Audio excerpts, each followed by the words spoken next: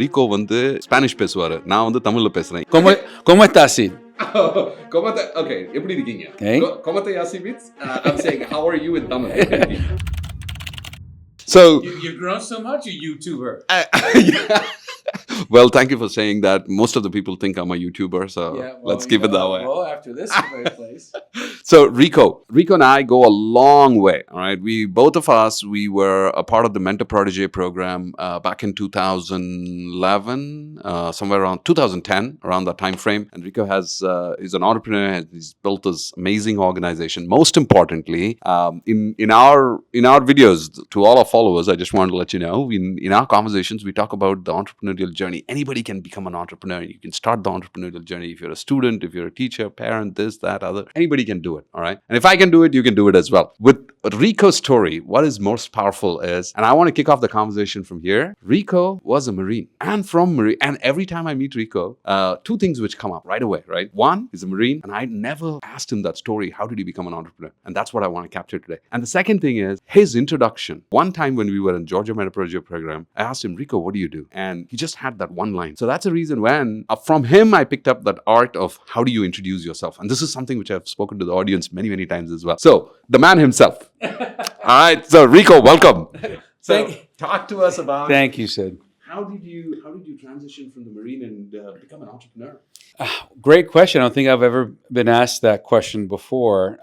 I grew up in a family of entrepreneurs. So my father worked for IBM. That's how I went from Puerto Rico to Georgia. He retired. And so just to give you a backstory of where my work ethic comes from, my father started as a janitor at IBM. And every night he would work with an individual who was a good friend of his to learn what that next entry level point was. So whenever that position opened up, he not only had a referral, he already knew how to do it. And he did that for every position. So he went from janitor to being the vice president of the Southeast region of the United States when he retired. And so he always embedded in me to always prepare for the next thing, but always be disciplined in those things. And so when I got out of the military, my father already had his own business that I was working through. But even before that, I took that lesson at 14 years old. I am washing my dad's car. And my dad told me plainly, I will provide you with a home, with food, and with clothes while you're still under my roof. You want anything else? Figure it out. Like, okay, so I'm washing my dad's car, and this is in the 80s, 82, 83. And I wonder if someone would pay me to wash their car. So my best friend and I got some tan shorts, a nice, beautiful polo, and we got embroidered on our chest, Prestige Car Care, Excellence in Motion. And we got some trifolds. And we went to the most wealthiest place in Atlanta, which was Buckhead at the time, knocking on doors. Would you like your car detailed? Would you like your car detailed? Wow. We did that for 2 hours. We get to this one door, and the gentleman goes, perfect timing. I'm about to go to a wedding. Can you detail my Porsche? And we have everything in our truck, so we were ready to give business. We weren't just like, oh, now what do I do? We were ready for that. All I needed was a plug and someone to plug in the hose. Detailed his car. He was impressed. Next door neighbor looks over and goes, hey, guys, can you come do my Lambo? Yeah.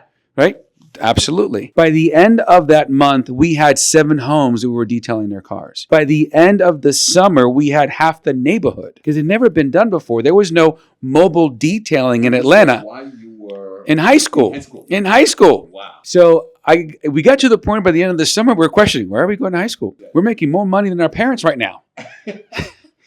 And this continued on, but to me, it was what my father always taught me is that you get to an idea and you work that idea. You're patient through that idea. You think through that idea, but then you execute. And we didn't do everything right, but we knew that we had an idea that no one was doing, a need in the market that didn't even realize they wanted until it was done. The challenge we had is we weren't prepared for the scale. It got so popular that we ended up going, what do we do now? We can't, it's either go to school or deal with our customers. So that was my journey into entrepreneurship. So when I got out of the military, my father had retired and he started a interior plant design and pressure washing company. And he got every BP, Texaco, Crystals, Burger King, and Hardee's in Georgia, Florida, and Alabama by himself. He didn't have a staff yet. So when I get home, I ask him, how did you do that? Because all these bids, all these big companies. And he said, I just showed up. Most other people never showed up. But then I delivered above and beyond what they expected. So the general manager goes, I want you to do all of mine, regional. And that's how he grew so quickly. So that was my journey from basic entrepreneur before going into high school and after the military, understanding what business was really all about. Awesome. Rico, so here's what I wanted to add here, all right? Entrepreneurial skills, where you can pick it up. You can pick it up from your youth, and my son does moving jobs. Actually, he's in high school and he's got a team of buddies and they're moving jobs, and he gets the cash and he says, Dad, can you actually greenlight me that money? He'll give me the cash and I have to greenlight him so that he gets it as an electronic fund. But I think a good takeaway from this is if you're looking at an entrepreneurial journey, you could execute different ideas and get into different ways of entrepreneurship, but start an idea like Rico did.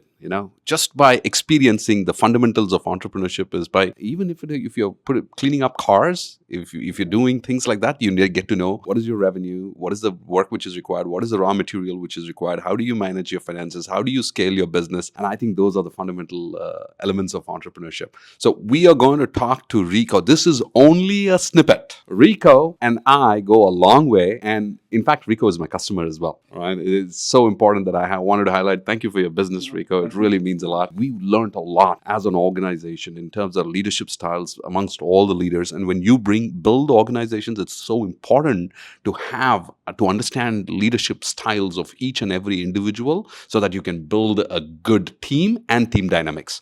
So we had amazing insights. We grew the organization. That's how we grew the organization. And Rico has been instrumental part of that journey. But most importantly, this is only a quick snippet, but what we're going to do is we're going to quickly hear what are Rico's handles, all right? And I want you to take a look at his social following. He puts out a lot of content specifically around organization building, values, and how do you build team. So Rico is quickly going to share his handles. Rico, tell us what are your social handles? So YouTube, and we're all the social media. You can look for QDOT or my name, Rico Pena, Pena. We are on Instagram, YouTube. You look for Rico Pena or QDOT. Before we wrap up, right, மக்களே நீங்க இதெல்லாம் பார்த்துட்டு இருக்கீங்க. Rico இது பேர் Spanish பேசுவாரு. நான் தமிழ்ல பேசுறேன். இன்னைக்கு நானும் Ricoவும் ஜைவ் பண்ண போறோம். நான் தமிழ்ல பேச போறேன். Rico ஸ்பானிஷ்ல பேச போறாரு. You can go ahead and start the conversation in Spanish. Bueno, sí, dígame un poquito. Okay, so I think you are probably asking me. Okay, நான் நல்லா இருக்கேன். How are you? Yes. ¿Cómo estás, Sid? Okay, எப்படி இருக்கீங்க? Okay. ¿Cómo te llamas? I'm saying, how are you in Tamil? Yo estoy muy bien, muchas gracias. Oh, nandri.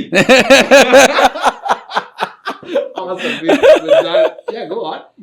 I was going to say, there's a Tamil CEO talking to a Latin CEO, and there's a Bengali cameraman. No idea what's going on. Great guy. Thank you. Awesome. What a rip. Loved it. Thank you, Rico. Thank you. I really appreciate it. No, thank you very much. Thank you.